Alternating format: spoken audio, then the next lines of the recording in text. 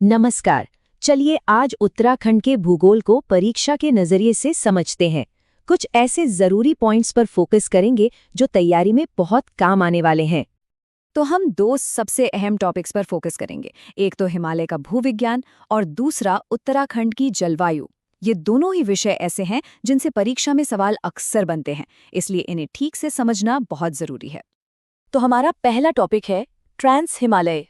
ये पूरी हिमालय श्रृंखला का सबसे पुराना हिस्सा है। देखिए, ट्रांस का मतलब होता है पार, यानी ये मुख्य हिमालय के उस पार तिब्बत की तरफ पड़ता है। और एक बहुत ही मजेदार बात यह है कि ट्रांस हिमालय मेन हिमालय से भी ज्यादा पुराना है। इसका निर्माण उस जगह पर हुआ जहां करोड़ों साल पहले टेथिस नाम का एक बहुत बड़ा सागर हुआ करता था। उसी सागर की तलछट से ये पहाड़ बने हैं। अब देखिए, क्योंकि इसकी शुरुआत टेथिस सागर से हुई, इसलिए इसे टेथिस हिमालय भी कहते हैं। और इसका ज्यादातर हिस्सा तिब्बत के पठार पर है, तो इसे तिब्बती हिमालय के नाम से भी जाना जाता है। ये दोनों नाम परीक्षा के लिए बहुत ही जरूरी हैं, इन्हें याद रखिएगा। अच्छा, इस ट्रांस हिमालयी इलाके में ना 3 बड़ी बड़ी पर्वत श्रृंखलाएं आती हैं: काराकोरम, लद्दाख और कैलाश। ये तीनों इसी पुराने पहाड़ी सिस्टम का हिस्सा हैं। और हाँ, ये पॉइंट तो बिल्कुल नोट करने वाला है। भारत की जो सबसे ऊंची चोटी है K2, जिसे गॉडविन ऑस्टिन भी कहते हैं, वो इसी ट्रांस हिमालय की काराकोरम रेंज में पड़ती है। लेकिन यहीं पर अक्सर एक कन्फ्यूजन हो जाता है। भारत की सबसे ऊंची चोटी तो ट्रांस हिमालय में है, पर जब बात उत्तराखंड की सबसे ऊंची चोटी यानी नंदा देवी की आती है, तो वो वृहत हिमालय या ग्रेट हिमालय का हिस्सा है। ये छोटा सा फर्क याद रखना बहुत जरूरी है।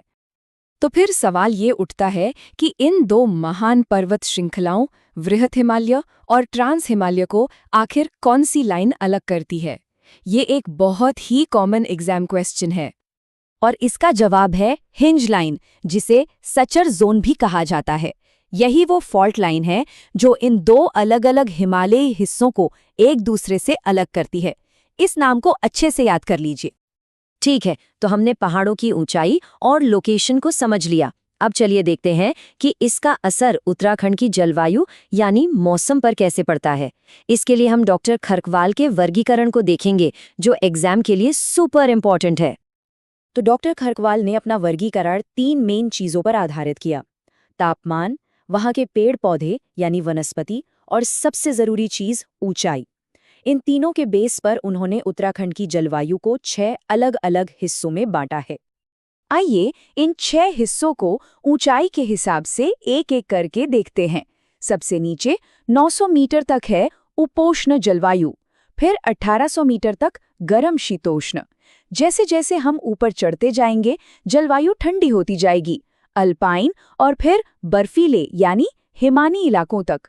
और हाँ, आखिर में एक स्पेशल केस है जो सीधा हमारे पहले टॉपिक से जुड़ा है।